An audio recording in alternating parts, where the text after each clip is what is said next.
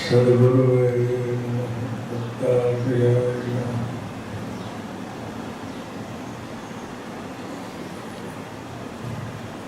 अनंत कोटि ब्रह्मांड अणुओं में अखंड व्याप्त सद्गुरु दत्तात्रेय जो सबके हृदय में अखंड व्याप्त हैं, आप सभी भाइयों बहनों को दत्ता स्वरूप में प्रणाम नमस्कार है और मानव स्वरूप में हार्दिक शुभेच्छा।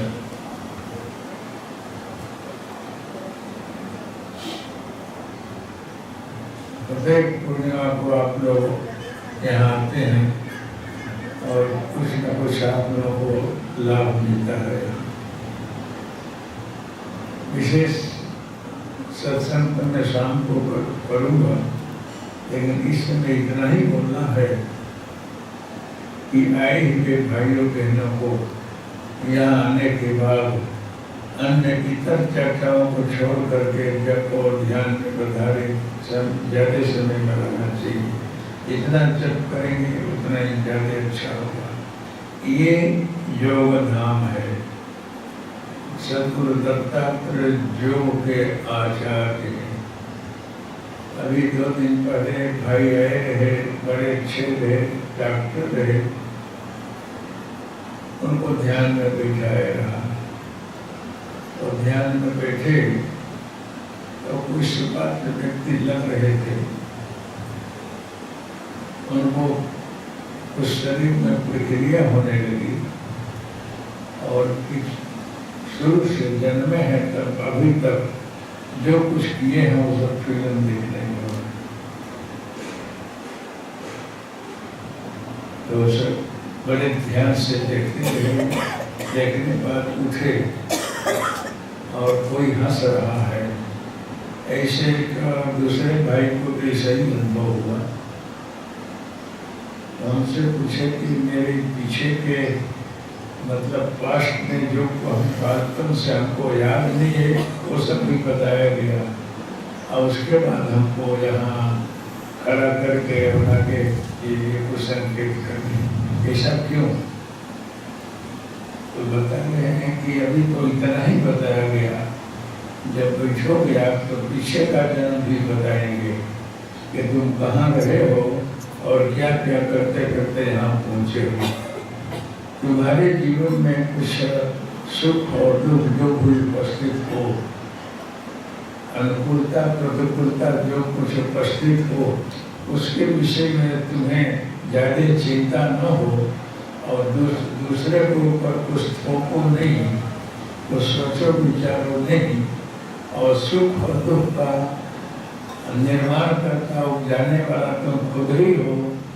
ये तुझे समझाने में सरलता रहे, इसलिए ऐसा बता रहे हैं। जो भी व्यक्ति सुख और दुख भोगता है तो अपने कर्म का फल है। उसे खबर नहीं है कि हमने क्या कब किया है। वो विस्मृत हो जाता है, उसको भूल जाता है कि कितने जन्म से वो कर्म करते आ रहा है और कहाँ क्या क्या अच्छा किया है और क्या क्या उसे भूले हुई। व्यक्ति को अच्छाई आती जाती है कि मैंने ये अच्छा किया, ये अच्छा किया, लेकिन जो कुछ अयोग्य कर्म किया होता है उसको याद ही नहीं रहती, वो भूल जाता है और उसको ज़्यादा दबा कर ढक कर रखता है कि मैं बहुत अच्छा हूँ। आपके मन में क्या क्या विचार चलते हैं, अच्छे और बुरे, और चलते आ रहे हैं, इसका ख्याल आपको नहीं। सद्गुरु के नगरी में आने के बाद आपको कुछ पीड़न दिखे कि न दिखे, लेकिन ये याद ही रखना कि अब जितना भी मंत्र जाप करोगे और ध्यान में बैठोगे, ध्यान में न भी बैठो, जब करते रहो, तो भी आपको पीछे के जितने भी शुभ अशुभ कर्म हैं वो सब कटते हैं, सब सफाई होती। पीछे के जन्म के भी, इस जन्म के भी, वो आपको ख्याल नहीं आता है। मेरे भाई बहनों, जब डॉक्टर ऑपरेशन करता है ना तो बड़ा दर्द होता है। उसमें भी ज़्यादा अगर सीरियस केस हो तो अनकॉन्शियस किया जाता है, बेभान करके ऑपरेशन किया जाता है। जो अपने को सहन नहीं होता है, हम घबरा जाते हैं कि हमारे ऊपर इतना कष्ट क्यों। मैं अच्छी तरह रहता हूँ, अभी जीता हूँ, भगवान के मंदिर में जाता हूँ, भजन ध्यान करता हूँ, फिर भी इतना कष्ट क्यों। कभी कभी तो ऐसे असाध्य दर्द आ जाते हैं कि जो आपको कल्पना न हो। ऐसे दर्द आते हैं कि जहाँ डॉक्टर भी उनका भी मगज काम नहीं करता है, अब क्या करें। फिर भी डॉक्टर आपको सांत्वना देता है, तसल्ली देता है और बताता है कि ऐसे रहो, ऐसे खाओ, ऐसे पिए, ऐसे चलो। और साधक अगर उसकी पंथ से चलता है, ऐसा पालन करता है अगर डॉक्टर की कथनानुसार, तो बीमारी मिटने लगती है। और उसको लगता है कि असंभव असाध्य दर्द भी साध्य हो गया। जैसे हमारी माता जी बैठी हुई है, 1-1.5 महीने से काफ़ी बीमार नहीं, ये योगिनी है, काफ़ी इन्होंने साधना किया है, छोटेपन से योग ध्यान खूब किया है, इनको काफ़ी योगिक क्रियाएं हुई हैं और हो सके अच्छी तरह जीने की इन्होंने कोशिश किया है। फिर भी कुछ इनसे भी कभी कुछ न कुछ भूले हुई होगी, जिसका फल परिणाम इनको भोगना पड़े और असाध्य कष्ट में से बाहर निकली है। फिर भी मैंने इनको देखा, राजकोट हॉस्पिटल में भी जाकर दिखाया था इनको, इसके बाद अहमदाबाद में। मैंने बोला मैं सूक्ष्म से आपके साथ में रहूँगा, है होगी, लेकिन आप घबराना नहीं और भगवान का नाम लेकर के उपस्थित कष्ट और दर्द को भोग लेना। शरीर छूट जाएगा तो भी हाथ में भगवान का लड्डू है, आप रहेगा तो भी लड्डू है। तो ये 1 सेकंड के दौरान तो भूली नहीं है और कष्ट में भी हंसती रही है, बोलती नहीं कि जो हो रहा हमारे अच्छे के लिए हो रहा है। और आज ये इस संकट में से ऊपर निकल करके और बाहर रही है। मैं इनको टेलीफोन में बोलता रहा कि माता जी सुप्रीम कोर्ट में आप केस जीत गई हैं, सुप्रीम कोर्ट में से आप यहाँ आ रही हैं। ये असाध्य मुकदमा था, ये केस बहुत कठिन था, लेकिन फिर भी आप जीत गई। क्यों? एक तरफ वकालत करने वाले जमराज के और अगेंस्ट पार्टी थी जो कि इनको ले जाना चाहती है, आए तरफ चतुर्भुज स्वरूप सरकार की पार्टी थी और जो है जीता दी है। आज माता जी यहाँ हाजिर हैं, मेरा धन्यवाद है, हार्दिक शुभेच्छा है। मेरा कहना ये है आप लोगों को कि आपके जीवन में जैसे कोई संकट आवे, मुसीबत आवे और आप भगवान का नाम लेते हो, जप करते हो, ये नहीं समझना कि हमारा समय बेकार कर रहा है। 1 घंटा की साधना जो है, 1 घंटा की साधना एक वर्षों का परिश्रम जैसा फल देता है, अगर आप प्रेम से मन से करो तो। जब साधना में आपका मन कहाँ है, माला तो उठा रहे हो, लेकिन आपका मन कहाँ जा रहा है। जो जैसे चित्ते नहीं तस्य दूरम, भगवान के हृदय में बैठा हो, वो दूर नहीं आपके हृदय में है। इस भाव से साधना करो। अगर प्रेम से कोई भक्ति करता है, उसका जब तक साधना व्यर्थ नहीं रहता है। शायद आपको ख्याल हो कि न हो, 1 घंटा बैठ करके ओम नमः शिवाय अथवा हरिओम तस्य दत्त श्री कृष्ण शरणम मम ओम ह्रीं क्लीं क्लीं चामुंडे जो भी जपते हो व्यर्थ नहीं करता है। और ये आप समझना किसी भी मंत्र में हर एक देव रहता है, वो शक्ति उसमें रहती है। आप माता जी उपासना करो, वहाँ तक भगवान शिव रहेंगे ही, भगवान विष्णु रहेंगे ही, क्योंकि मंत्र एक ऐसी शक्ति है, ऐसा चैनल है जिसके अंदर सब लोग गूंथे रहते हैं। इस भूमंडल से कोई बाहर नहीं जाएगा। तो सब एक दूसरे में लगे रहते हैं और एक दूसरे की मदद करते हैं।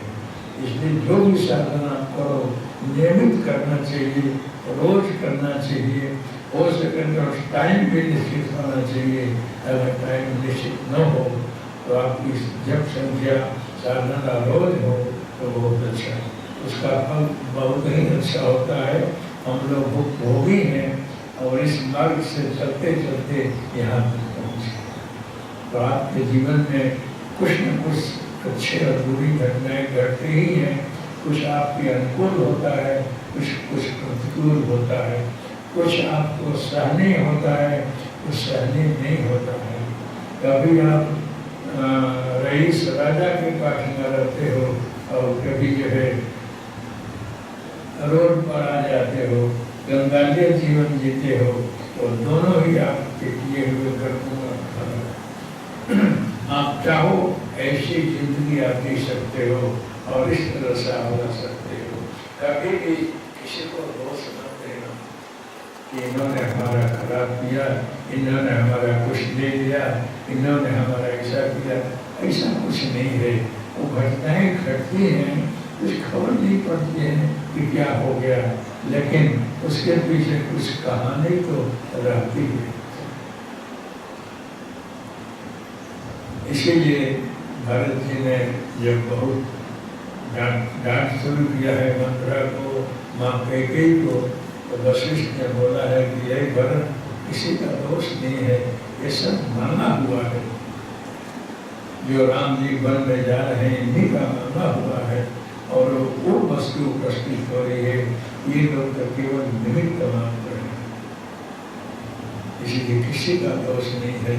आपके जीवन में जो भी घटनाएं घटे उसको स्पष्टता से, शांति से रास्ता ढूंढो और भगवान की भक्ति करो। भगवान का नाम लेते लेते रास्ता ढूंढोगे तो मिल जाएगा। वो बहुत दयालु है, बहुत कृपालु है। अगर आपके अनुकूल काम नहीं कर देता है तो उसमें भी कुछ रहस्य है। आपके अनुकूल काम हो जाता है तो उसकी कृपा है, और नहीं होती है तो भी उसकी कृपा तो है। क्यों? उपकमान बरबस योगी अवैध न देह सुनहु मन योगी। अगर बीमार व्यक्ति भजिया मांगे और कुछ खट्टा तीखा खाने को मांगे तो वैद्य उसको नहीं देता है, क्योंकि वैद्य को गालियाँ दे देता है, भावे ईसा दर्दी बोलता है, फिर भी वैद्य को कुछ खराब नहीं लगता है। यही बोलता है कि इसके हित में जो है ये भी है, मेरे को कोई दुख नहीं है। तो कभी आप जो चाहेंगे वो नहीं मिलता है, वो प्रभु की इच्छा, वो उसमें भी हित भरा हुआ है, उसमें भी आपका मदद ही मदद है। इसलिए आप लोग यहाँ आते हो तो कुछ ज्ञान और बोध लेकर जाओ। यहाँ आने के बाद यही प्रेरणा हम लोग देते हैं कि बैठ करके जप करो, एक दूसरे की बातें मत करो, क्या किया है, छोटे करो, जो करो, कि घर जाकर पूछ लेना। यहाँ इसकी जरूरत नहीं है। यहाँ तो माला भगवान और आपकी जरूरत है कि आप कितना जप करते हो, क्या साधना करते हो, कितना ध्यान में बैठते हो। ये पूछो तो सही है, लेकिन और कोई समाचार है तो से पूछो, उसमें मजा नहीं है। और यहाँ भी आकर के समय को बिगाड़ने वाली बात है। यहाँ तो आपको कुछ लाभ मिले ऐसा करो तो बहुत अच्छा है। यहाँ आकर के बुद्धि को शुद्ध और पवित्र रखो, कुटिल बुद्धि नहीं रखने की। आप जो है चाहो तो आपके पास सत्ता हो, तकलीफ हो, शक्ति हो, बल हो, तो भी आप जिसका कुछ नहीं बिगड़ने को है उसका कुछ नहीं बिगाड़ सकते हो, क्योंकि रखवालिया ऊपर वाला है। वो चाहेगा तो आपके बिगाड़ने किसी का बात बाका नहीं हो सकता। अगर आप कोई व्यक्ति कैसा भी स्वस्थ हो, सावधान हो, सब विधि से युक्त हो, फिर भी उसका हित नहीं होने का होगा तो थोड़े में बिगड़ जाता है। इसलिए संचालन उसके हाथ में है, उस उसकी संचालन शक्ति दिखाई नहीं पड़ती है, वो तो अनुभव होता है। इसलिए सबके पीछे उसकी शक्ति काम कर रही है। आपके किए हुए कर्म का फल आपको भोगना है, लेकिन उसकी बंद भी करोगे तो कुछ जो है आपकी रखवाली करता है, रक्षण करता है। जेल है, आपको जेल दे दिया गया है, लेकिन जेल के अंदर अगर ठीक काम करोगे, ठीक से आए हुए तो सजा को समाप्त कर दी जाती है, कम कर दी जाती है, आपके प्रति हमदर्दी दिखाई जाती है। जेल होते हुए भी छूट छाट हो जाता है, तो आप वहाँ भी अच्छी तरह से रहोगे तो आपका भला होगा। इसलिए आप जो है यहाँ आए हो और इस धाम में आकर के जितना लाभ ले सको अच्छा है। यहाँ तक भगवान प्रकट हुए हैं, उनका प्राकट का स्थल है, ये शुद्ध भूमि है, तीर्थ धाम है। गिरधाम में 984 सिद्ध रहते हैं और यहाँ तो कायम ही रहते हैं। अगर कोई साधक अगर बोले कि हमको ध्यान में बैठ कर देखना है तो किसी को बता भी देते हैं कि बापू ने बोला है ठीक है, देख हम लोग सब हैं यहाँ, इसलिए सच्ची बात है। यहाँ अध्यक्ष हाजिर हैं, आज जहाँ दत्त महाराज रहते हैं वहाँ सब सिद्ध लोग रहते ही हैं। यहाँ प्राइम मिनिस्टर जाता है वहाँ उनके और कर्मचारी लोग बगल बोले हाजिर हो जाते हैं कि मोदी सरकार को खराब कर देंगे। इसलिए दत्तात्रेय महाराज जब यहाँ अंबाजी महाराज आती हैं तो अन्य देवों को सिद्धों को हाजिर रहना ही पड़ता है, लेकिन वो लोग भी महान हैं, ईश्वर की बंदगी करते हैं। आप लोग जो है बड़े भाग्यशाली हो, चाहे यहाँ आते हो, शुभ भावना से आओ और कुछ संकल्प करो, वो महाराज जो है कृपा करते हैं, आशीर्वाद देते हैं। तो मेरा कहना ये है कि यहाँ आने के बाद बुद्धि कुटिल नहीं होनी चाहिए, शुद्ध और सात्विक होनी चाहिए, किसी के प्रति हमदर्दी होनी चाहिए, किसी का भला सोचो, हित सोचो, कल्याण सोचो, किसी के प्रति रागत मत रखो, किसी का अहित मत सोचो। अहित सोचोगे तो तुम्हारा अहित सबसे ज्यादा होगा। क्यों? जो जैसा बीज पाता है खेत में वैसा ही उगता है। वो आदमी अमरीश जी भगवान की भक्ति कर रहे हैं और दुर्वासा ने कृत्या का प्रयोग किया, कृत्या मारने के लिए गई, लेकिन वो मारण प्रयोग उन्हीं पर लागू पड़ा, उलट हुआ।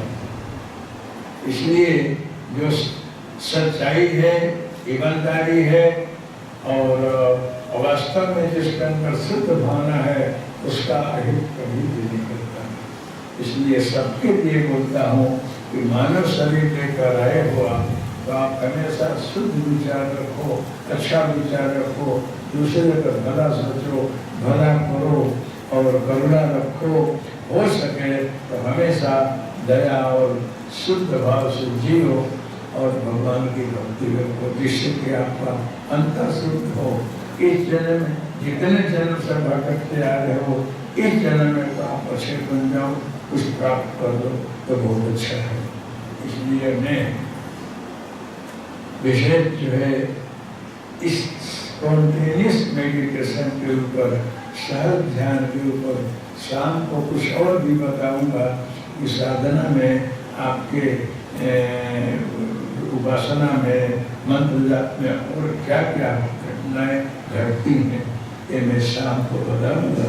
अभी जो माइक जो है प्रसंगों पाठ में आ गया, मैं तो शाम को आता हूँ लेकिन इसमें भी आ गया क्योंकि माता जी पधारी हैं और उमा जी हैं और तो अंदर हैं, तो अभी माइक जो है जगदम्बा पर दे रहा हूँ।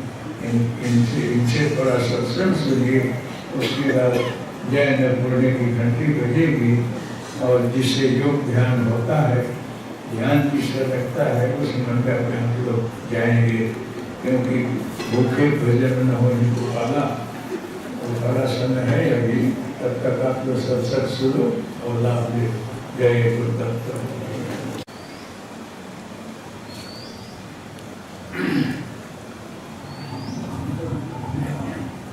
दत्तात्रेयाय नमः।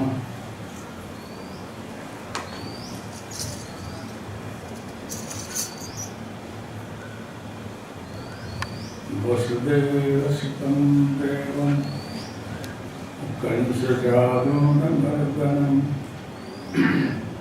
देवकी परमानन्दं कृष्णं वन्दे जगद्गुरुं सद्गुरुस्वरूपाय नमः परब्रह्मणे नमः।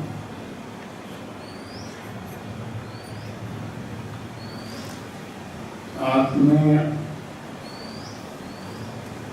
जिज्ञासु साधक भाई बहनों,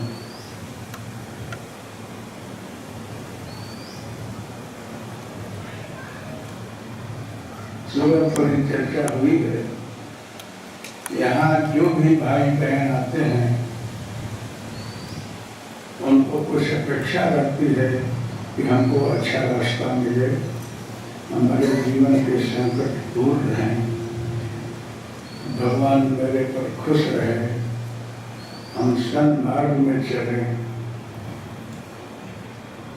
हम लोगों को शांति भी मिले और कुछ ऐसे भी होंगे जो मुक्ति भी चाहते हों। मुक्ति चाहने वाले बहुत कम होते हैं, लेकिन सबको ये होता है कि हमारे जीवन में सुख शांति रहे।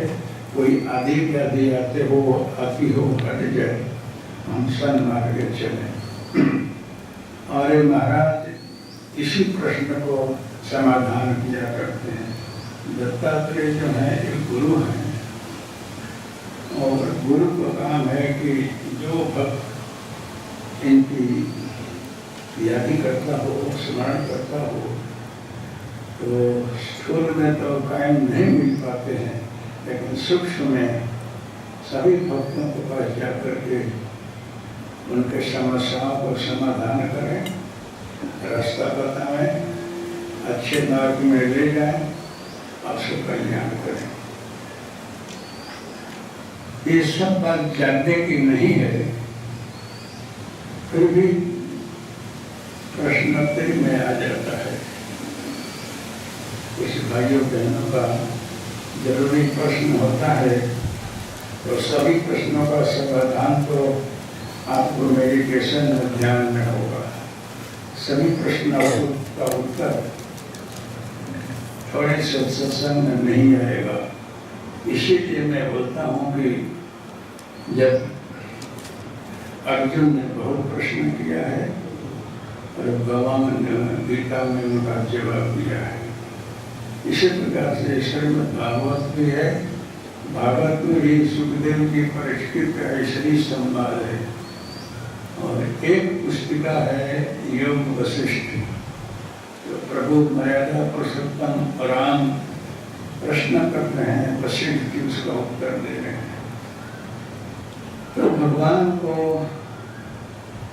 अर्जुन को, कृष्ण को कोई प्रश्न नहीं है, शंकर पार्वती को कोई प्रश्न नहीं है, भरद्वाज को कोई शंका प्रश्न नहीं है, लेकिन इस प्रकार के संवाद में बोलते हैं कि हमको आपको कुछ ख्याल आए, इसका उत्तर ये है।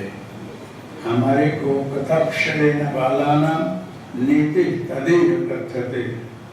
ये एक सिद्धांत है समझाने और बोलने की कि किसी के एग्जाम्पल दे करके एक दूसरे को हमको समझाएं। आप लोग के जीवन में कुछ समस्याएं आती हैं जो कि उसका समाधान आपके मगज में नहीं है, आपका ब्रेन उसका समाधान नहीं कर पाता है। चाहे व्यवहारिक हो, लौकिक हो, सामाजिक हो अथवा आध्यात्मिक हो, होता जरूर है। ये न हो तो मानव जीवन जो है, शरीरधारी जो जीवन है, इसमें सब होता ही है, समझ में नहीं आता है। ये समस्याएं जैसे कि मैं बार बार बोलता हूँ कि जितने भी महापुरुष जगत में हुए हैं सबके सामने आई है। आप लोग साईं बाबा का जीवन देखेंगे, साईं बाबा का, नरसिंह सरस्वती जी का, अकल कोट के स्वामी जी का, जलाराम जी महाराज, तुकाराम जी का जीवन देखेंगे तो उनके सामने भी बड़ी समस्या आई है, लेकिन उन महापुरुषों ने इनका समाधान इसलिए किया है जानने की कोशिश करना। साईं बाबा कहीं कहीं भिक्षा लेने जाते हैं तो वहाँ भी उनको चल आगे बढ़, अभी भिक्षा लेने आ गया, ये शब्द देने वाले दाता बोल रहे हैं और बाबा चल देते रहे, कभी कुछ बोलते नहीं है। कोई इनको अपशब्द बोलता रहा, पागल है, पाखंडी है, ऐसा सुन लेते रहे, हंसते हुए चले जाते रहे। क्यों? उनको अंदर समझ में आता रहा कि वास्तव में ये लोग ठीक बोल रहे हैं मुझे कि मैं पागल हूँ, ये खराब नहीं है, ये बड़े अच्छे हैं। ये गाने हैं मैं पागल हूँ, ये सही बोल रहे हैं। पागल का मतलब प्राप्त करके जो गल जाए, सरल हो जाए, सहज हो जाए, उसको हम पागल बोलते हैं। प्राप्त करके गल जाना मतलब मैं तो अंदर से गला हुआ हूँ, ब्रह्म में हूँ, ईश्वर में हूँ, लेकिन इनके यहाँ भिक्षा लेने इसलिए आता हूँ इनका भी कल्याण हो। एक बात ध्यान रखना कि कोई भी योगी, अच्छा संत, साधु किसी के यहाँ भिक्षांदेही करने आ जाए तो आपने उसको कुछ भी दिया तो आपका कल्याण हो जाता है। क्योंकि जो आपके घर के अधिक कष्ट संकट को हरण करने आता है उसको कोई जरूरत नहीं है। भगवान दत्त भी भिक्षा मांगते हैं और भगवान शिव भी भिक्षा मांगते हैं, उनको कुछ कमी नहीं है, लेकिन खप्पर लेकर के कभी हाथ बढ़ा लेते हैं। जगत गुरु शंकराचार्य जी एक जगह भिक्षा लेने गए हैं, भिक्षांदेही कहाँ गए?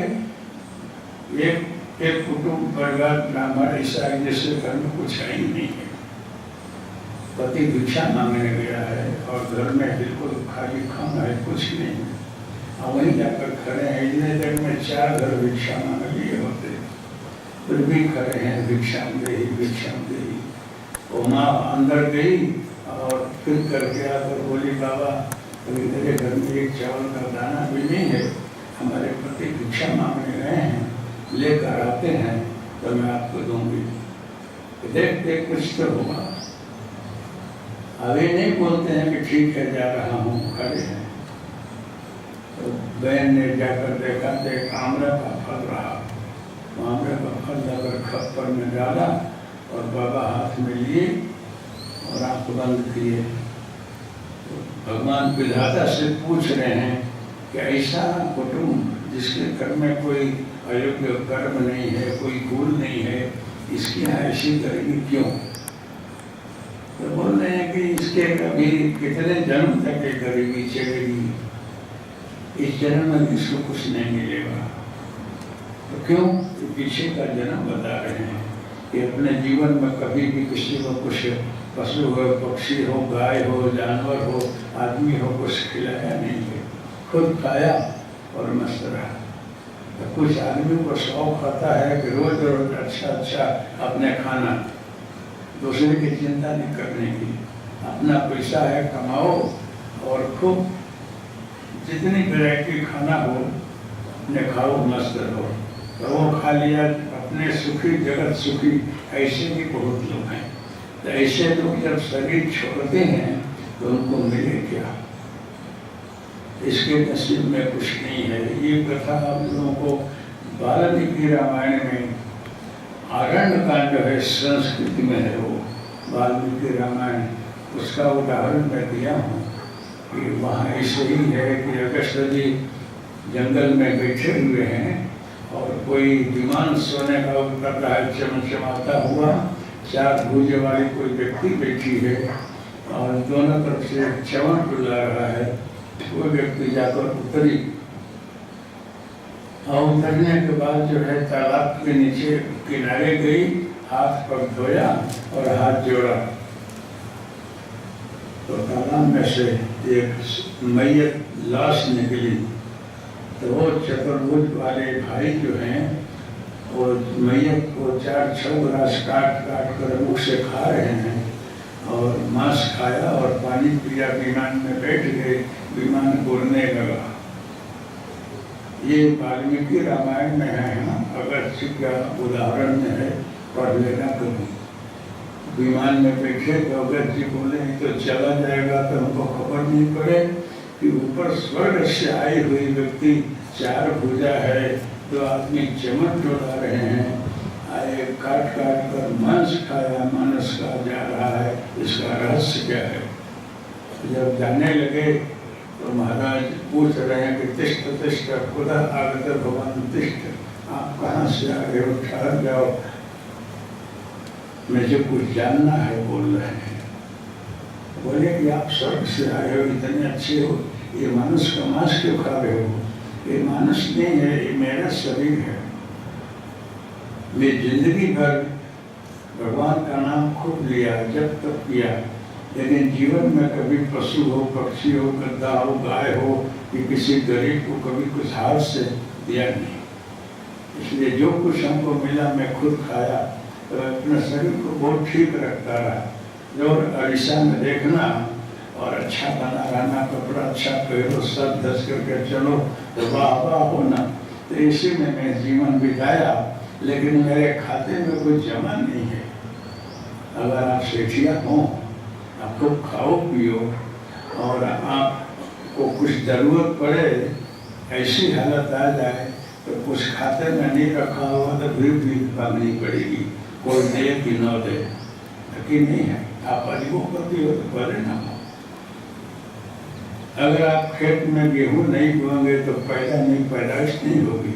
खेत आपका है, जो भाव न वही उगता है, इसमें कोई संदेह नहीं है। तो मेरा शरीर छूटा, वो बोल रहा है भाई, तो हमारे बच्चों ने एक मेरे गले में हार रहे सोने का, वो रहने दिया है कि इतना कमाए पापा तो जाने दे उनके साथ, तो अगर आप ले लो मेरा कल्याण हो जाए। भगत जी को बोला, भगत जी बोले कि सोना का दान लेना बहुत अच्छा नहीं है, नहीं लेना चाहिए, लेकिन इसका भला और कल्याण करना हो तो दर्भ ले करके कुछ दर्भ उसके ऊपर सोने का दान रखाया, और भगत जी ने रखा है। और वो जो है राम जी जब पहुँचे हैं तो वहाँ उनको दिया है भगत जी ने कि प्रभु ये स्वीकार लीजिए, ये कहानी के कारण मैं लिया हूँ, आए आपको ले रहा हूँ, क्योंकि मेरा इसका काम नहीं है। तो प्रभु जो है इनका कल्याण सोच करके प्रभु ने स्वीकार कर उसका योग्य व्यवस्था किया है। राजा है वो तो शंकराचार्य जी देख रहे हैं कि इसके जन्म में कितने जन्म से कुछ नहीं है, वहाँ को बंद किया और धर्मराज से बोलता है कि मेरे खाते में कुछ है कि नहीं, कि आपके खाते में तो चाहो सो है, क्योंकि मेरे भाग्य से मेरे नसीब जो है उसके प्रभाव से इसके घर में कुछ सोना बरसा तो दे दो। तो सोना बरसा है उस ब्राह्मण के घर में, खुश हो गए, लेकिन थोड़े दिन के बाद फिर चला गया। नसीब में नहीं रहे ना तो नहीं रहता है। तो मेरा कहना ये है आप लोगों से कि ये कुछ दान पुण्य की बात नहीं है, लेकिन जब अगर आप किसी की सेवा करोगे तो किसी जन्म में आपको कोई सेवक मिल जाएगा।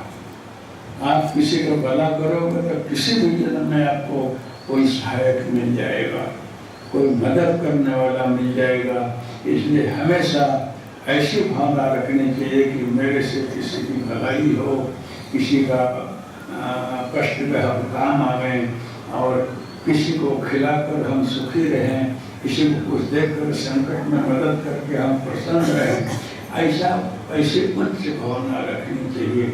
मात्र अपने कुटुंब परिवार को ही खिलाकर संभाल करके जीना मानवता नहीं है। मानवता उसको बोलते हैं कि घर है, कुटुंब है, समाज है, गांव है। अगर हमारे पास बहू हो तो कहीं भी किसी असहाय को ढूंढ करके मदद करना ये आपका फर्ज है। मानव शरीर इसके लिए आता है कि हम भक्ति करके अच्छा काम करें और भगवान के चरण में यही अपेक्षा रखें कि मेरे नसीब से हमको जो आपने दिया है मैं इसका सत्कर्म कर रहा हूँ, और अब मैं जो कुछ सत्कर्म कर रहा हूँ जब तक कर रहा हूँ उसके बदले में हमको कुछ चाहिए नहीं, मात्र आपके चरण में बस मुक्ति और कल्याण चाहिए। ये उच्च भावना साधकों को रखनी चाहिए। साधना करके कुछ मांगो मत, लेकिन आपके घर में कोई समस्या हो, कोई कष्ट हो, संकट हो, उसके लिए अलग से प्रार्थना कर लो। आप जो है ना कई खाता खोलते हो बैंक में, तो ये खाता एक अलग खोल लो सकाम, उसके लिए 1 घंटा आधा घंटा उस मंत्र जाप कर लो। आओ करके भगवान को अर्पण करो कि मैं 1 घंटा जो मैंने जप किया है इसका फल आपके चरण में इसलिए अर्पण करता हूँ कि मेरा ये संकट दूर हो। ये अर्पण करने के बाद फिर जो है भगवत प्रसन्नार्थे ऐसे करके फिर अलग से फिर जप करो। आओ जप का फल भगवान को अर्पण करो कि आप प्रसन्न रहना, खुश रहना और मुझे सदगति मिले। शरीर छोड़ूं तो फिर तो आप में समा जाऊं अथवा मुक्त हो जाऊं, फिर जन्म नहीं लेना है, ये मेरी इच्छा है।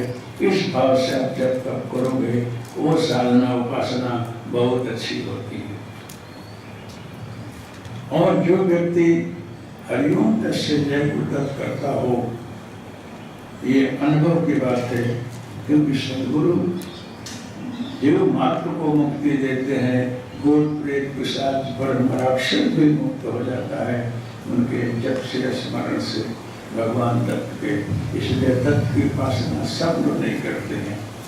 गुरु की अमृता पाँचों हो गए अथवा दत्त पुराण आप पाँचों, तो उसमें लिखा हुआ है कि सदगुरु की उपासना दैत्य दानव नहीं करते हैं, नहीं किए हैं, जब हो नहीं सकता है। ब्रह्म राक्षस भूत प्रेत पिशाच दत्त की उपासना नहीं करेंगे, मुक्त हो जाएंगे, वो होगा ही नहीं उनसे, अग्नि प्रकट होगी। एक दत्त की उपासना कोई करता हो और हाथ में जल लेकर घर में जल छाट दो कि हमारे घर में जो कुछ अशुद्धि है, अलाई बलाई है, कि कुछ किया दिया हो और दूर हो जाए, हमारे घर में शांति रहे, तो मतलब ऐसा काम करेगी। आपके साइड में पुलिस स्टेशन है, पुलिस चौकी है, और आपका चोर गुस्सा हुआ तो पुलिस वाले कुछ नहीं करेंगे। उसको खबर नहीं है कि इसके आए कौन है, कोई चोर आया है कि डाकू है कि लुटेरा आया है। जब आप कंप्लेन करोगे ना तो वहाँ से पुलिस आएगी और आकर के सब व्यवस्था ठीक कर देगी। तो आपको इतना तो बोलना पड़ेगा कि मंत्र की शक्ति का उपयोग कहाँ करना चाहते हो, क्या करते हो, क्या चाहिए। कोई भी साधक सिद्ध, कोई दैत्य राक्षस देव तपस्या किए हैं तो उनको आकर भगवान ने बोला है कि बारम पुरोहित क्या चाहिए बोल, मैं खुश हूँ तेरी तपस्या से, जो मांगना हो मांग ले। भगवान को जब तप का फल देना ही पड़ता है, वो देना ही पड़ता है कि आपको क्या चाहिए मांग ले। जब ऐसा हो तो आपको बोलना पड़ेगा कि आपको क्या चाहिए, समझे आप लोग। तो आप जब तक साधना उपासना करो और करने के बाद जो है आप क्या चाहते हो आपको संकल्प करना पड़ेगा कि आपके घर में कुछ संकट दूर करना चाहते हो, कोई बीमारी दूर करना चाहते हो, कि कोई लग्न प्रसंग में इसका प्रयोग करना चाहते हो। हमने संपत्ति को दिया, पैसा को दिया, उपयोग करना आपका काम है, कहाँ इसका उपयोग करें। इसके लिए अगर आप संकल्प करते हो कि मेरे घर का एक काम है अटका हुआ है, हो जाए, तो काम उस प्रकार से मंत्र शक्ति काम करेगी और भगवान भी उस तरफ आपको ध्यान देकर आपका काम करेंगे। हो सकता है कि किसी काम में ज़्यादा विलम्ब हो, कोई काम जल्दी हो जाए, ऐसा हो सकता है। लेकिन साधना उपासना व्यर्थ नहीं जाता है, इसमें तो कोई दो मत नहीं है। इसलिए आप लोग उपासना साधना करो। तो हेतु क्या है, आपको खुद को निर्णय करना है किस लिए मंत्र जाप कर रहे हो। अगर कुछ नहीं बोलकर रोज करोगे, आउट हो जाओगे, कुछ भी नहीं बोलोगे, तो मंत्र शक्ति कहीं जाएगी नहीं। लेकिन आप जब करके कुछ नहीं चाहते हो तो उठते समय हाथ में जल दे करके और जो कुछ मैंने जब किया है सचेत सतगुरु आत्म कल्याण के लिए आपके चरण में अर्पण करता हूँ, ऐसे अर्पण करके उठो। तो आपका मंत्र कहीं जमा हो गया, फिक्स न चला गया। मंत्र करके ऐसे ही उड़ जाते हो, आप किसी को कुछ बोले तो उसका काम हो जाएगा, आपने कमाया और खर्च दिया। कभी आप पर कोई मुसीबत संकट आ जाएगी, प्रार्थना करोगे तो आपका काम नहीं होगा, तो आप खिलाओगे, रुष्ट हो गए, गुरु पर भगवान पर भी कि मेरा काम नहीं होता है, दूसरे का हो जाता है, लेकिन तेरे पास में करें क्या, कुछ दिन बाद उसको दूर कर। तो आप रोज कमाओ, रोज उदारता से खर्च देते हो, इसे तपस्या भी उदारता में गई। इसलिए भजन साधन की रीत है कि साधना कैसे करनी है। आपको कमाने और सर्विस करने, बिजनेस करने की खबर बहुत पड़ती है, तो ये भी पढ़नी चाहिए। साधना उपासना में कुछ कला है, ये कला के लोगों को कुछ प्राप्त नहीं होता है। इसीलिए कृतस्थ जपस्या जो कुछ हो, आत्म कल्याणार्थे, विश्व कल्याणार्थे या विघ्न निवारणार्थे सदगुरु दत्तात्रेय या जगदगुरु का चरण कमले समर्पित मस्तु करो। संस्कृत नहीं आते तो हिंदी में, गुजराती में बोल लो, उनको सब भाषा आती है कि मैंने जो कुछ जब तक किया है ये फल आत्म कल्याण के लिए, इस काम के लिए, विघ्न निवारण के लिए चरण में अर्पण करता हूँ।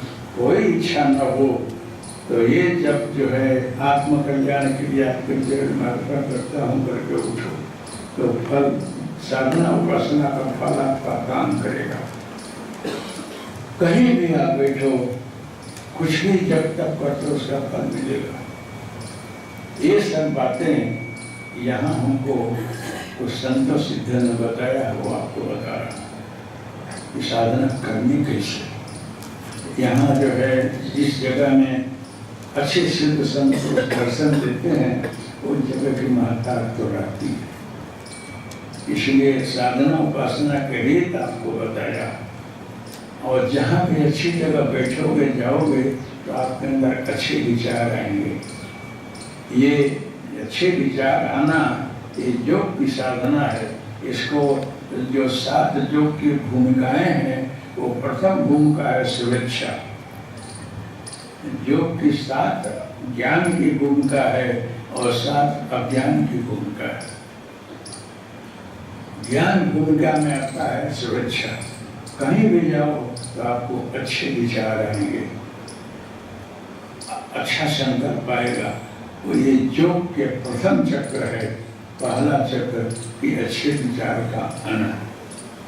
और अच्छे विचार आए, जो कुछ मैंने सत्संग सुना और सत्संग के पुस्तकों में बांचा,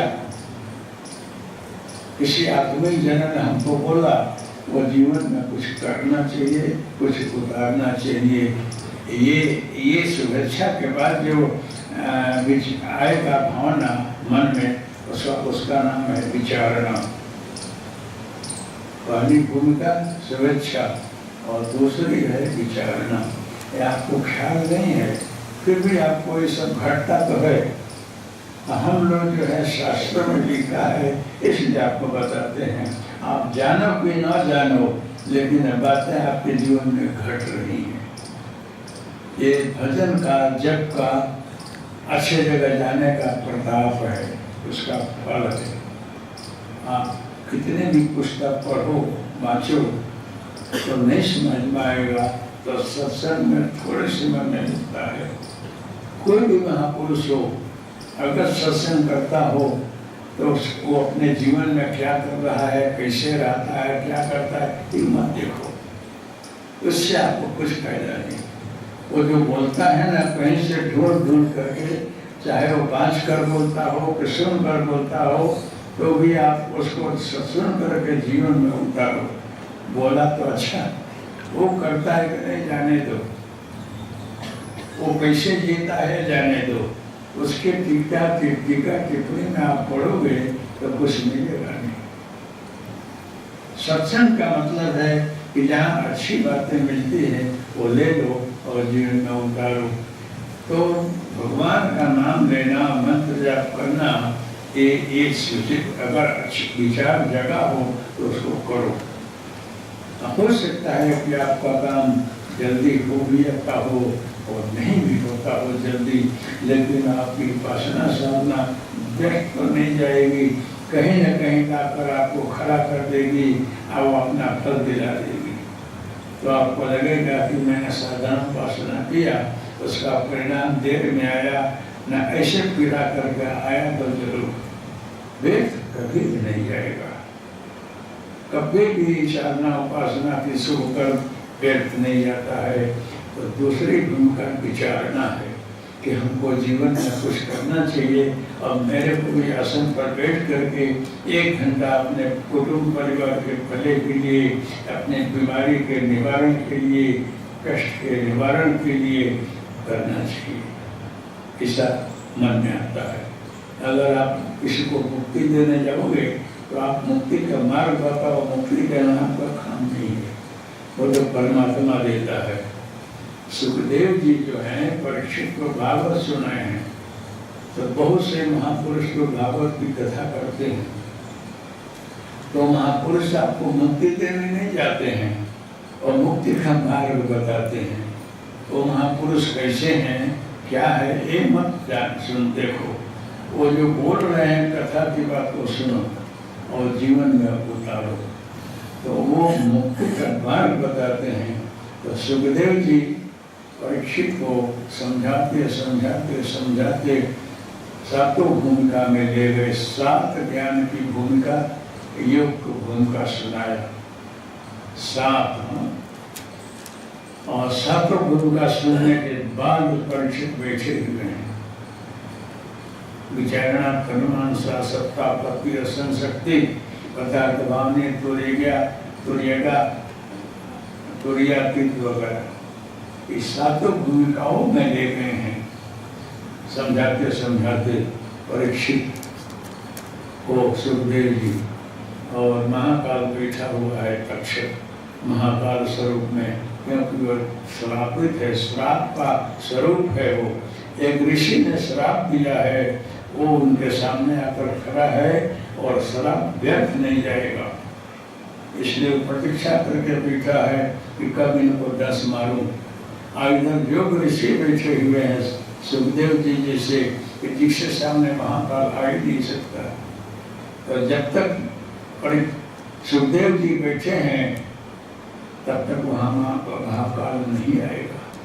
जब सुना दिए हैं और बोले हैं कि ऐ भक्त परीक्षित, अब जो है मूलाधार, स्वाधिष्ठान, मणिचक्र, अनाहत, विशुद्धि, आज्ञा, त्रिपुटी, हिरण्यगर्भ, महामाया, उसके बाद सहस्रार है। योग की 7 भूमिकाएं हैं, लेकिन गहराई में ऋषि लोग इसको 14 भूमिका में वर्णन किए हैं। तो सहस्रार में मुक्ति का स्थान है। आज जब परीक्षित को वहाँ रख दिए हैं, वहाँ फिर तक्षक आकर दंश मार रहा है, तो वो तो ऐसे जगह गए हैं कि जहाँ मृत्यु है ही नहीं है। आप परीक्षित को मुक्ति मिली है। सर्पदंश के बाद भी अवगति नहीं हुई है। लोग बोलते हैं कि सांप काट ले, ऐसा करें तो प्रेत जोनि में ले जाते हैं, प्रेत जोनि में तो जाकर भटकते हैं। लेकिन समाज को मिला हो तो सांप काटा तो भी मुक्ति देता है। वो परीक्षित तो सर्प ने दंश किया, लेकिन वो सर्प दंश शरीर को किया, और मृत्यु का मतलब है कि शरीर को आत्मा से खाली करा देना। इस शरीर को, मकान को खाली करा देना, उसका नाम मृत्यु है। मृत्यु का अधिकार जो है ये आंख से नीचे तक का है, ऊपर मृत्यु नहीं रहती है। उसका अधिकार यहाँ नहीं है, यहाँ उसका सामर्थ्य नहीं है। इसलिए ऋषि लोग, तपस्वी लोग, योगी लोग अपने प्राण को सहस्रार में चढ़ा करके हजारों वर्ष तक बैठे रहते हैं, नहीं मरते हैं। अगर आप बोलो कि 100 वर्ष, 125, 150 वर्ष से आगे कोई नहीं जीता है, अरे 500 वर्ष आगे नहीं जीता है तो 1000 वर्ष तक लोग जीते हैं योगी लोग। 1300 वर्ष श्यामदेव जी समाधि में गए। और जो वशिष्ठ में पढ़ो तो बहुत से ऋषि तपस्वी हजारों वर्ष तक ध्यान में बैठे रहते हैं, क्योंकि सहस्रार में मृत्यु नहीं है। मृत्यु जो आज्ञा चक्र के नीचे है, योग में ऐसा लिखा हुआ है और योगी लोग बोलते भी हैं कि मृत्यु यहाँ नहीं है। तो जो योगी हो साधना उपासना करता हो, उसको सद्गुरु साधना उपासना कराते कराते कराते एक एक चक्रों को भेदन कराते और यहाँ लाते हैं सहस्रार में। तो परीक्षित को सर्वदंश सुनारा, लेकिन परीक्षित मुक्त हो गए। सर्वदंश से भी उनको अवगति नहीं हुई है, मृत्यु नहीं हुई है, मुक्ति मिली है। क्यों? वहाँ से वो निकल चुके हैं, आत्मा अपनी जगह पर चला गया है। ये अवध है, अवध जहाँ बद्ध नहीं है। इसको अयोध्या बोलते हैं। अयोध्या मतलब जो ध्यान में न आ गए। अयोध्या में जाना ध्यान स्थान बहुत कठिन है, वहीं परम शांति है और परम श्री राम है, आत्म राम वहीं रहते हैं, शांति वही है। यही अशोक वाटिका है जहाँ शोक संताप नहीं। इसलिए योग साधना में लिखा है कि योगियों को अधोगति नहीं होती है अगर वास्तव में योगी हो तो आप लोग साधना उपासना करते हो तो कुछ विचार अलग अलग तो आता ही है, लेकिन एक बात जरूर ध्यान में रखना कि आप अपनी स्थिति में रहो और हमेशा अपना आत्मरक्षण किया करो कि मैं कितना सही हूँ, कितना गलत हूँ, क्या मेरे से भूलें हो रही हैं जो कि मैं अपने को छिपा कर रखता हूँ, फिर भी भूल कर रहा हूँ, उसको मत करो। ओपन रहो और किसी को बेवकूफ बनाने की कोशिश मत करना, किसी को ठगने की कोशिश मत करना, किसी के साथ छल कपट मत करना। नेट क्लीन आपका हृदय रहेगा तो आपका भला होगा। वाणी में व्यवहार में भी आप अच्छा बोलो, किसी को दुख लगे ऐसा मत करो। सच्ची बात बोलनी हो तो कड़वी लगती है, अच्छी नहीं लगती है, लेकिन हो सके तो अच्छी बात को भी जरा सुधार कर बोलो। है बहुत कठिन। सत्यम प्रियात प्रियम प्रियात न प्रियात सत्यम अप्रियम अप्रियम सत्यम माँ प्रियात। अप्रिय सत्य मत बोलो, लेकिन सच्चा भी बोलना हो तो अच्छी तरह से बोलो। ये भी एक कला है। और जब तक आपको अपने क्रोध पर विजय नहीं है, आवेश पर विजय नहीं है, तब तक आपकी साधना अच्छी नहीं है। अगर आप बहुत ऊंची कक्षा में हो और सातों भूमिका में पहुंचे हुए हो और भगवान दत्त का दुर्वासा का अवतार हो तो आप बंधनीय हो गुस्से में भी। अगर वहाँ तक आप पहुँच गए हो तो आपको बंधन है, लेकिन दुर्वासा का गुस्सा जो है कायमी नहीं होता है, वो मंगलकारी होता है, कल्याणकारी होता है। दुर्वासा ने नारद ने जिन जिन को श्राप दिया है उसको मुक्ति दिया है, उसका कल्याण कर दिया है। तो आप और किसी पर गुस्सा करके और अपने शक्ति से तपस्या के बल से उसका कल्याण कर देते हो तो बहुत अच्छा है। खाली खाली गुस्सा करोगे तो आपकी साधना जाएगी, उपासना जाएगी, उसमें कुछ न कुछ बोला जाएगा जो कि नहीं बोलना चाहिए। इसलिए क्रोध कर विजय प्राप्त करो और निरास्वार्थ में न रहो। आप सब कुछ आपके अनुकूल ही हो ऐसी अपेक्षा मत रखना। साधना उपासना करो, भगवान का मंत्र जाप करो, इष्ट की बंदगी करो, लेकिन सब कुछ आपके अनुकूल हो ऐसी अपेक्षा करके मत बैठना। कभी कभी आपके प्रतिकूल भी घटनाएं घटती हैं, उसमें भी खुश रहना। प्रयास करने के बाद भी, उद्योग करने के बाद भी सब सावधानी के बाद भी घटना आपके प्रतिकूल घटती हो तो भगवान की इच्छा मान करके सहन करना, क्योंकि आपका किया हुआ है, आपका प्रारब्ध है, आपको भोगना पड़ा। लेकिन प्रारब्ध समझ करके प्रयास ही नहीं करना, ऐसा मत करना। प्रयास करना, भगवान से प्रार्थना करना, किसी से मदद मांगना, सब कुछ उपाय करने के बाद भी अगर आपके अनुकूल घटना नहीं घटती हो तो किसी को दोष मत देना। और आपके अपना किया हुआ प्रारब्ध है, इस प्रतिकूल स्वभाव के रूप में प्रकट हुआ है, आपको सहन करके जीना चाहिए।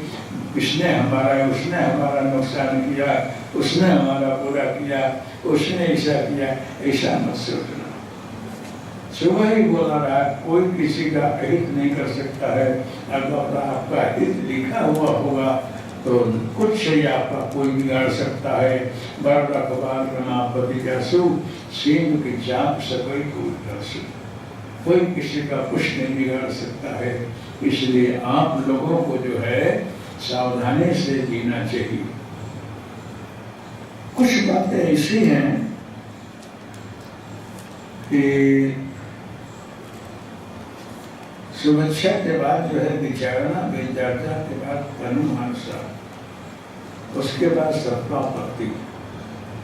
जब जब आप चक्रों से आगे बढ़ोगे योग की भूमिका में, त्यों कुछ अच्छी बातें आएंगी आपके दृष्टि में, बड़ी अच्छी रहेंगी कि आप ऊंची कक्षा में पहुंच रहे हो। आप किसी को आशीर्वाद दो तो अच्छा हो जाता है, किसी को भस्मी दो तो उसका कल्याण हो जाता है, मिट जाता है, किसी को जड़ी दो तो भी उसका भला हो जाता है। कुछ ऐसी बातें सामने आती हैं साधना में, कोई चक्कर में मत पड़ना।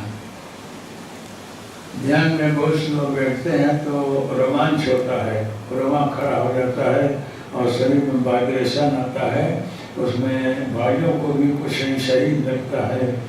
तो कोई अगर बोल दिया कि तुम्हारे कुल देव हैं ये, वो आ गए हैं, ना कोई सिद्धि प्रकट हुई, तो आप सिद्ध बन करके किसी को कुछ बोलना नहीं, कुछ करना नहीं।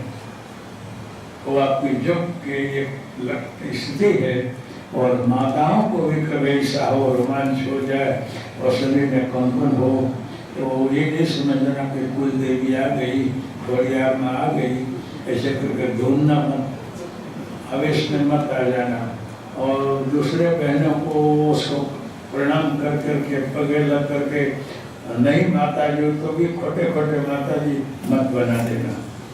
ऐसे काली माँ, दुर्गा माँ इतनी सस्ती नहीं है कि आपके शरीर में आकर घुस जाए। लेकिन आप जब साधना उपासना करो तो शरीर में कंपन हो, धुजारी आवे, प्रवाह खड़े हो जाए, फिर दबा कर बैठे रहना और भगवान को प्रार्थना करना कि मेरे शरीर में जो करंट पैदा हो रहा है, आवेश आ रहा है, उसका मैं बचाऊं और बचा कर और आगे बढ़ूं। ऐसा प्रयास करना। ऐसा करने के बाद आपके अंदर उस सिद्धियों का वो आएगा, रिद्धि सिद्धि भी आएगी कि बोलो तो सच्चा पड़ जाए और किसी की कुछ दो तो अच्छा हो जाए, किसी के मन की बात जान लेना, और बहुत सी बातें रिद्धि सिद्धि की जाती हैं। ये भी साधना में बाधक है। ऐसा इसी चक्कर में नहीं पड़ना चाहिए, जो कि आप चाहोगे तो भी भगवान इसको रोकता है। आप लोग रामायण में उत्तरकांड जो है, उत्तरकांड में गोस्वामी जी ने काकभूषणी के विषय में चर्चा किया है, दोनों सत्संग किए। उसमें ये लिखे हैं कि रिद्धि सिद्धि बहुप्रेरही भाई, आप बुद्धि लोग देखा वही आई, कोई बुद्ध जे परम से जाने, तीन तन से नहीं तो जानी। जब रिद्धियां सिद्धियां आती हैं उसको भी आप रिजेक्ट करोगे। मात्र मुक्ति चाहिए, भगवान के चरण में परम शांति चाहिए, ऐसा जो सोचोगे तो तुम रिद्धि सिद्धि के द्वारा भस्मी देना, पानी देना, किसी को कुछ बोलना, उसके बगैर आपके पास आने से ही लोगों का कल्याण होने लगेगा। कोई जरूरत नहीं है कि आप ये सब विधि करो, लिखा है हम।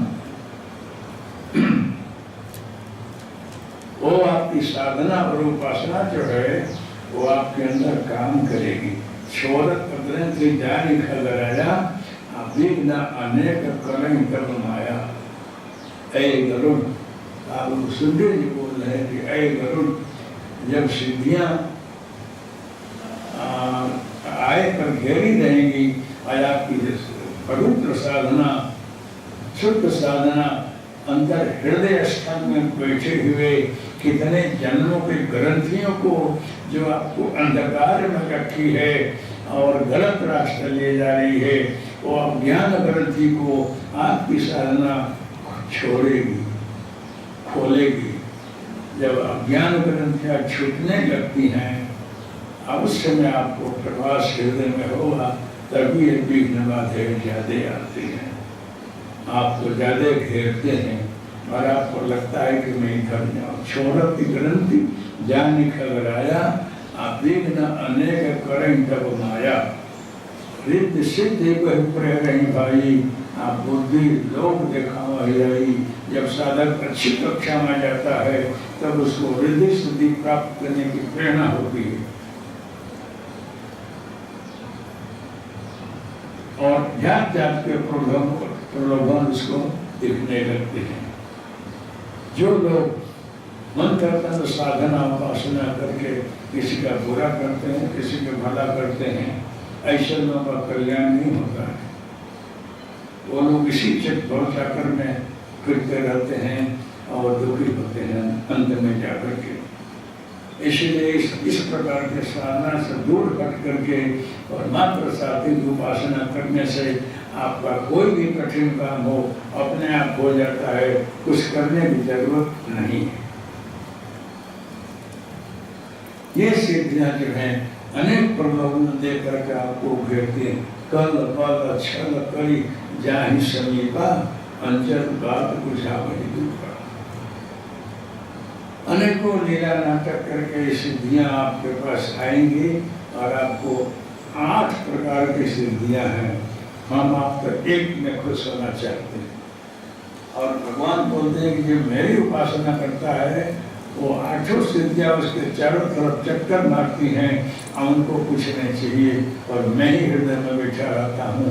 और सिद्धियां अनेकों प्रलोभन दे फिर भी वहाँ हमारे साधक के पास, भक्त के पास इन सिद्धियों को जाने नहीं देता हूँ और रोक करके उसका भला करता हूँ, कल्याण करता हूँ। इसीलिए मेरा नाम सद्गुरु है और किसी भी सबसे को मुक्ति देना ही मेरा काम है और सब प्रपंच से बचाकर उसका कल्याण करता हूँ। ये सद्गुरु है, चाहे आपको अच्छा लगे न लगे, लेकिन सही बात मैं आपको बता रहा हूँ। आप चाहो सब मेरे अनुकूल हो जाए तो सद्गुरु के ऊपर छोड़ दो, जो करेगा अच्छा करेगा, जैसे रखता है रहो, उसकी आप बंदगी करो, साधना करो, आपका मंगल होगा, कल्याण होगा। जब सद्गुरु प्रेरणा करते हैं तो वो ही बुद्धि जो परम से यानी तिनतन चितन अनहित जानी, अच्छी सद्बुद्धि देते हैं, रिद्धियां सिद्धियों के तरफ वो जाने नहीं देते हैं, रोकते हैं और अपने तरफ मोड़ते हैं।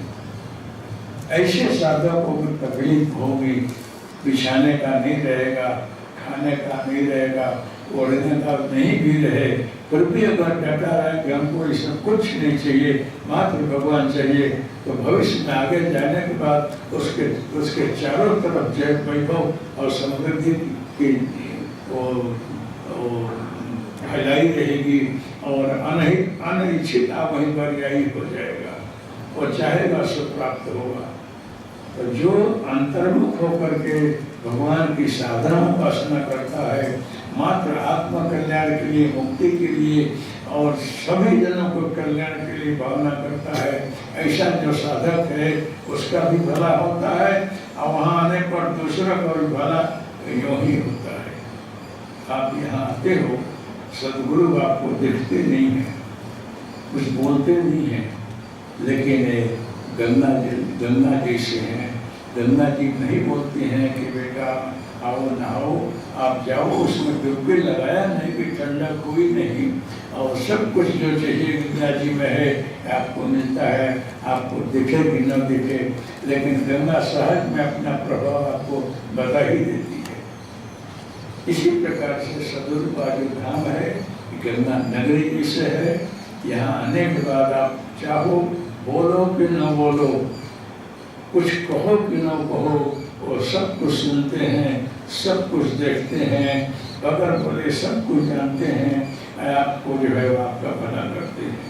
इसलिए आप अपना कर्तव्य, अपना फर्ज मत भूलना, घर का काम करते हुए और उसमें से थोड़ा समय निकाल करके पढ़ो, भक्ति जरूर करना। ऐसे साधकों को इस प्रकार के विघ्न बाधा अगर आते हैं तो उनको ऊपर अटैक नहीं करते हैं, कब्जा नहीं करते हैं, सद्गुरु बचाते रहते हैं, और अंत में जाने पर ऐसे साधकों का कल्याण हो जाता है। तो आपको जो कुछ चाहिए, आपको चाहिए जरूर। आप बोलते हो कि हम यहाँ आते हैं तो सद्गुरु हमारा काम नहीं करते हैं, ऐसा नहीं है। आपके अंदर की सब बात सुनते हैं, देखते हैं, जानते हैं, आपका जो हित होगा वो जरूर करेंगे। करने का मतलब है वो प्रेरणा करेंगे, वो आशीर्वाद देंगे अंतर से। तो हो सकता है कि कहीं ना कहीं आपका योग लगा देंगे, आपका काम करा देंगे। आप बोले कि यहाँ नहीं हुआ और वहाँ जाने पर हो गया, अरे वहाँ भेजने वाले यही रहे, आपको दिखता नहीं है। काकभूषण जी बोले कि मैं 1000 जोनी में फिरा, 1000 जोनी में फिरा, और 1000 जोनी में फिरते फिरते मेरे साथ में हमारे गुरुदेव रहते रहे। समर्थ सिद्ध समर्थ गुरु आपको आज्ञा चक्र तक ला देगा। उसके आगे अगर नहीं ले जा सकता है तो कोई सिद्ध समर्थ महापुरुष के पास ले जाता है। आज्ञा चक्र से आगे जाना बहुत मुश्किल है। आज्ञा चक्र से आगे सद्गुरु ही आपको ले जा सकते हैं। तो कोई गुरु अगर आपको मिला हो, आपको दीक्षा दिया हो, कंठी बांधा हो, तो सोच समझ कर बांधा होगा। और ऐसे सिद्ध समर्थ गुरु जल्दी कंठी नहीं बांधते रहते हैं, और भेटा बकरा चराने वाले जो है ना, ऐसे झुंड नहीं बनाते हैं और लाल पीला थप्पा नहीं मारते हैं कि मेरा घेटा है। ऐसा उनका काम नहीं है। वो जब घेटा होगा सतगुरु, वो घेटा वाला उनको छोड़ेगा नहीं, वो मेरा घेटा है, वो साथ में रखेगा। ऐसे सतगुरु जिसको स्वीकारते हैं उसको अपने साथ रखते हैं, और कहीं भी भटक नहीं सकते हो। किसी भी जोड़ी में जाओ, कहीं भी जाओ, लेकिन ऐसा गुरु जो है जो आपको स्वीकारा हुआ है, कंठी बांधा है, आपको छोड़ेगा नहीं, और फिरा फिरा कर ऐसे जगह ले जाएगा जहाँ आपका कल्याण और मुक्ति हो। तो काकभूषण जी करोड़ जी को बोल रहे हैं कि मेरे गुरु मेरे साथ में रहे, और मुझे फिराते फिराते अंत में लास्ट जोनी जो आई 1000वां जोनी, तो वो लोमड़ ऋषि के पास ले आए, और लोमड़ ऋषि के पास ला करके हमारे गुरु खड़े हैं अलग, और समझ गए कि मैं अपने भक्त का ऐसी जगह आकर कल्याण करा रहा हूँ जहाँ मेरे को नापी होगी और इसका भी कल्याण हो जाएगा, मेरे को शांति मिल जाएगी कि मेरे शिष्य को मुक्ति मिली, कल्याण इसका हो गया। ऐसा करने के बाद गुरु विश्राम ले लेता है, खुद भी सद्गुरु बन जाता है, अपने शिष्य को भी वैसा ही बना देता है। एक बात वही विश्वर न काऊ, आप गुरु पर कोमल श्रील स्वभाव। ऐ गुरु जी, मैं अपने गुरु को हमेशा देखता रहा, कभी भूला नहीं, मेरे साथ में साथ रहते रहे, और कब लोमस जिसके पास लाकर मेरा कल्याण कर दिया, मैं मुक्त हो रहा हूँ, अमर हो गया। यहाँ बैठे बैठे कथा वार्ता सुनाता हूँ, राम मैं रहता हूँ। तो कहने का मतलब ये है कि आज्ञा चक्र से आगे न जाने वाले गुरु को भी साधना करनी पड़ती है, सद्गुरु की, और पीछे बनाए हुए शिष्यों को साथ में लेकर के और सदगुरु तक पहुंचाना ये गुरु का सदगुरु गुरु का काम है, जो सदगुरु के चरण में ले जा करके और वहाँ कल्याण कर देता है, पूर्णाहुति कर देता है।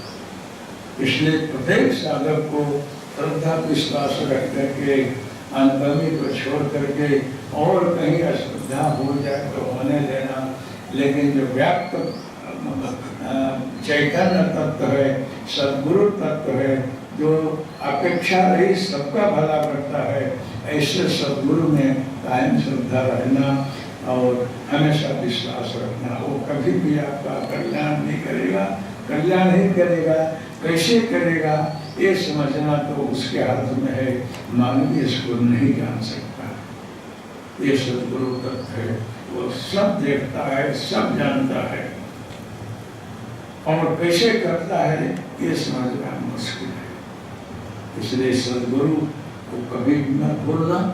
अगर आपने गुरु बनाया होगा, अपने गुरु चरण में श्रद्धा रखना और आप अपने गुरु में ही तत्व का स्वरूप देखना। गुरु ब्रह्मा गुरु विष्णु गुरुदेव महेश्वर मान करके आपके गुरु जो है वो स्थूल शरीर मत मानना, वो सदगुरु के स्वरूप है ऐसा ही मानना।